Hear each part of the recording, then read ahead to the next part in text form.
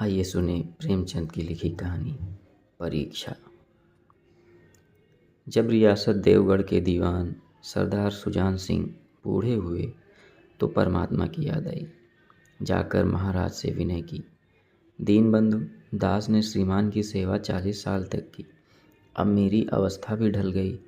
राजकाज संभालने की शक्ति नहीं रही। कहीं भूल चूक हो जाए तो बुढ़ापे में दाग लगे, सारी जिंदगी की नेकनामी मिट्टी में मिल जाए। राजा साहब अपने अनुभवशील नीति कुशल दीवान का बड़ा आदर करते थे। बहुत समझाया, लेकिन जब दीवान साहब ने न माना तो हार कर उसकी प्रार्थना स्वीकार कर ली, पर शर्त यह लगा दी कि रियासत के लिए नया दीवान आपको ही खोजना पड़ेगा। दूसरे दिन देश के प्रसिद्ध पत्रों में यह विज्ञापन निकला कि देवगढ़ के लिए एक सुयोग्य दीवान की ज़रूरत है। जो सज्जन अपने को इस पद के योग्य समझें वे वर्तमान सरकार सुजान सिंह की सेवा में उपस्थित हों। यह ज़रूरी नहीं कि वे ग्रेजुएट हों, मगर हृष्ट-पुष्ट होना आवश्यक है। मंदाग्नि के मरीज़ को यहाँ तक कष्ट उठाने की कोई ज़रूरत नहीं। 1 महीने तक उम्मीदवारों के रहन सहन, आचार विचार की देखभाल की जाएगी। विद्या का कम परंतु कर्तव्य का अधिक विचार किया जाएगा। जो महाशय इस परीक्षा में पूरे उतरेंगे वे इस उच्च पद पर सुशोभित होंगे। इस विज्ञापन ने सारे मुल्क में तहलका मचा दिया। ऐसा ऊंचा पद और किसी प्रकार की कैद नहीं, केवल नसीब का खेल है। सैकड़ों आदमी अपना अपना भाग्य परखने के लिए चल खड़े हुए। देवगढ़ में नए नए और रंग बिरंगे मनुष्य दिखाई देने लगे। प्रत्येक रेलगाड़ी से उम्मीदवारों का एक नया मेला सा उतरता। कोई पंजाब से चला आता था, कोई मद्रास से, कोई नए फैशन का प्रेमी, कोई पुरानी सादगी पर मिटा हुआ। पंडितों और मौलवियों को भी अपने अपने भाग्य की परीक्षा करने का अवसर मिला। बेचारे सनत के नाम रोया करते थे, यहाँ उसकी कोई ज़रूरत नहीं थी। रंगीन इमामे, चोगे और नाना प्रकार के अंगरखे और कंटोप देवगढ़ में अपनी सजधज दिखाने लगे। लेकिन सबसे विशेष संख्या ग्रेजुएटों की थी, क्योंकि सनत की कैद न होने पर भी सनत से पर्दा तो ढका रहता है। सरदार सुजान सिंह ने इन महानुभावों के आदर सत्कार का बड़ा अच्छा प्रबंध कर दिया था। लोग अपने अपने कमरों में बैठे हुए रोजेदार मुसलमानों की तरह महीने के दिन गिना करते थे। हर एक मनुष्य अपने जीवन को अपनी बुद्धि के अनुसार अच्छे रूप में दिखाने की कोशिश करता था। मिस्टर आ 9 बजे दिन तक सोया करते थे। आजकल वे बगीचे में टहलते हुए उषा का दर्शन करते थे। मिस्टर बा को हुक्का पीने की लत थी। आजकल बहुत रात गए किवाड़ बंद करके अंधेरे में सिगार पीते थे। मिस्टर दा सा और जा से उनके घरों पर नौकरों की नाक में दम था, लेकिन ये सज्जन आजकल आप और जनाब के बगैर नौकरों से बातचीत नहीं करते थे। महाशय का नास्तिक थे, हक्सले के उपासक, मगर आजकल उनकी धर्मनिष्ठा देखकर मंदिर के पुजारी को पच्युत होने की शंका लगी रहती थी। मिस्टर ला को किताबों से घृणा थी, परंतु आजकल वे बड़े बड़े ग्रंथ देखने पढ़ने में डूबे रहते थे। जिससे बात कीजिए वही नम्रता और सदाचार का देवता बना मालूम देता था।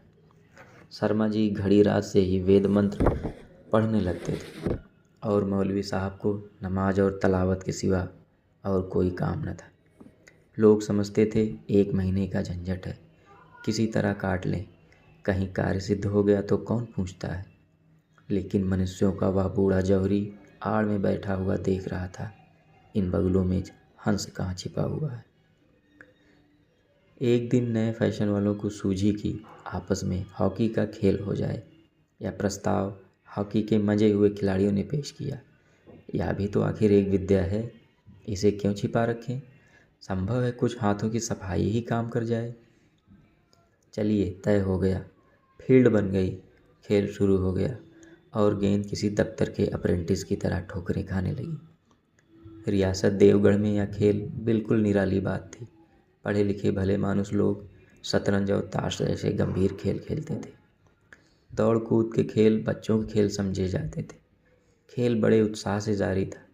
धावे के लोग जब गेंद को लेकर तेजी से उड़ते तो ऐसा जान पड़ता कि कोई लहर बढ़ती चली आती है। लेकिन दूसरी ओर से खिलाड़ी इस बढ़ती हुई लहर को इस तरह रोक लेते थे कि मानो लोहे की दीवार है। संध्या तक यही धूमधाम रही। लोग पसीने से तर हो गए। खून की गर्मी आँख और चेहरे से झलक रही थी। हाँफते हाँफते बेदम हो गए, लेकिन हार जीत का निर्णय ना हो सका। अंधेरा हो गया था। इस मैदान से जरा दूर हटकर एक नाला था। उस पर कोई पुल न था। पथिकों को नाले में से चलकर आना पड़ता था। खेल अभी बंद ही हुआ था और खिलाड़ी लोग बैठे दम ले रहे थे कि एक किसान अनाज से भरी हुई गाड़ी लिए हुए उस नाले में आया। लेकिन कुछ तो नाले में कीचड़ था और कुछ उसकी चढ़ाई इतनी ऊंची थी कि गाड़ी ऊपर न चढ़ सकती थी। वह कभी बैलों को ललकारता, कभी पहियों को हाथ से ढकेलता, लेकिन बोझ अधिक था और बैल कमज़ोर। गाड़ी ऊपर को न चढ़ती और चढ़ती भी तो कुछ दूर चढ़कर फिर खिसक कर नीचे पहुंच जाती। किसान बार बार जोर लगाता और बार बार झुलाकर बैलों को मारता, लेकिन गाड़ी उभरने का नाम न लेती। बेचारा इधर उधर निराश होकर ताकता, मगर वहाँ कोई सहायक न नजर आता। गाड़ी को अकेले छोड़कर कहीं जा भी नहीं सकता। बड़ी आपत्ति में फंसा हुआ था। इसी बीच में खिलाड़ी हाथों में डंडे लिए हुए घूमते घामते उधर से निकले। किसान ने उनकी तरफ सहमी हुई आंखों से देखा, परंतु किसी से मदद मांगने का साहस न हुआ। खिलाड़ियों ने भी उसको देखा, मगर बंद आंखों से, जिनमें सहानुभूति न थी। उनमें स्वार्थ था, मद था, मगर उदारता और वात्सल्य का नाम न था।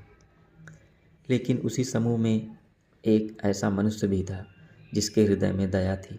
आज हॉकी खेलते हुए उसके पैरों में चोट लग गई थी। लंगड़ाता हुआ धीरे धीरे चला आता था। अकस्मात उसकी निगाह गाड़ी पर पड़ी। ठिठक गया। उसे किसान की सूरत देखते ही सब बातें ज्ञात हो गई। डंडा एक किनारे रख दिया, कोट उतार डाला और किसान के पास जाकर बोला, मैं तुम्हारी गाड़ी निकाल दूं? किसान ने देखा कि एक गठे हुए बदन का लंबा आदमी खड़ा है। झुककर बोला, हुजूर, मैं आपसे कैसे कहूँ? युवक ने कहा, मालूम होता है तुम यहाँ बड़ी देर से फंसे हो। अच्छा, तुम गाड़ी पर जाकर बैलों को साधो, मैं पहियों को ढकेलता हूँ, अभी गाड़ी ऊपर चढ़ जाती है।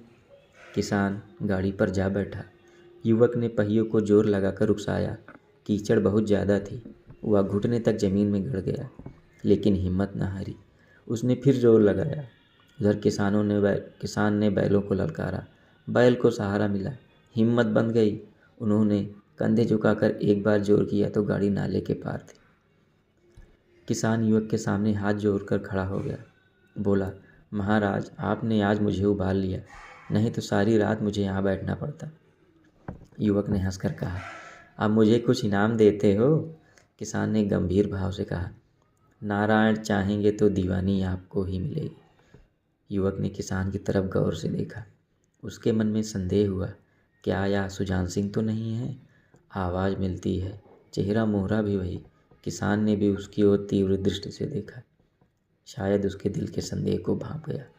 मुस्कुराकर बोला, गहरे पानी में बैठने ही से मोती मिलता है। निदान महीना पूरा हुआ। चुनाव का दिन आ पहुंचा। उम्मीदवार लोग प्रातःकाल ही से अपनी किस्मतों का फैसला सुनने के लिए उत्सुक थे। दिन काटना पहाड़ हो गया। प्रत्येक के चेहरे पर आशा और निराशा के रंग आते थे। नहीं मालूम आज किसके नसीब जागेंगे, ना जाने किस पर लक्ष्मी की कृपा दृष्टि होगी। संध्या समय राजा साहब का दरबार सजाया गया। शहर के रईस और धनाढ्य लोग, राज्य के कर्मचारी और दरबारी तथा दीवानी के उम्मीदवारों का समूह, सब रंग बिरंगी सज धज बनाए दरबार में आ विराजे। उम्मीदवारों के कलेजे धड़क रहे थे जब सरदार सुजान सिंह ने खड़े होकर कहा, मेरे दीवानी के उम्मीदवार महाशयों, मैंने आप लोगों को जो कष्ट दिया है उसके लिए मुझे क्षमा कीजिए। इस पद के लिए ऐसे पुरुष की आवश्यकता थी जिसके हृदय में दया हो और साथ साथ आत्मबल। हृदय वह जो उदार हो, आत्मबल वह जो आपत्ति का वीरता के साथ सामना करे। और इस रियासत के सौभाग्य से हमें ऐसा पुरुष मिल गया। ऐसे गुण वाले संसार में कम हैं, और जो हैं वे कीर्ति और मान के शिखर पर बैठे हुए हैं। उन तक हमारी पहुंच नहीं। मैं रियासत को पंडित जानकीनाथ सा दीवान पाने पर बधाई देता हूँ। रियासत के कर्मचारियों और रईसों ने जानकी नाथ की तरफ देखा। उम्मीदवार दल की आंखें उधर उठी, मगर उन आंखों में सत्कार था, इन आंखों में ईर्ष्या। सरदार साहब ने फिर फरमाया, आप लोगों को यह स्वीकार करने में कोई आपत्ति न होगी कि जो पुरुष स्वयं जख्मी होकर भी एक गरीब किसान की भरी हुई गाड़ी को दलदल से निकालकर नाले के ऊपर चढ़ा दे, उसके हृदय में साहस, आत्मबल और उदारता का वास है। ऐसा आदमी गरीबों को कभी न सताएगा। यह संकल्प दृढ़ है जो उसके चित्त को स्थिर रखेगा। वह चाहे धोखा खा जाए, परंतु दया और धर्म से कभी ना हटेगा। तो ये थी आज की कहानी, प्रेमचंद की लिखी हुई परीक्षा। आशा है आप सबको पसंद आई होगी।